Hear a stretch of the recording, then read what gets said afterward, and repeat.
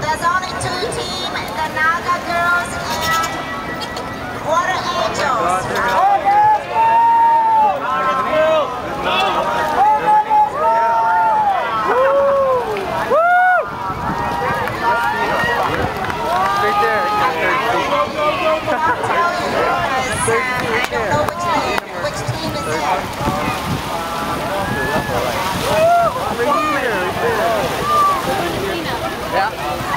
Oh, 30 times. It's probably good.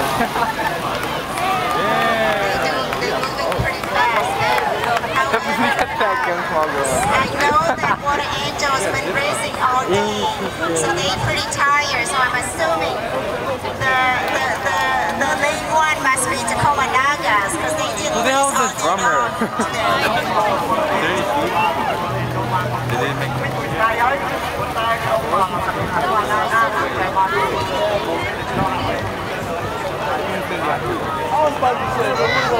My name.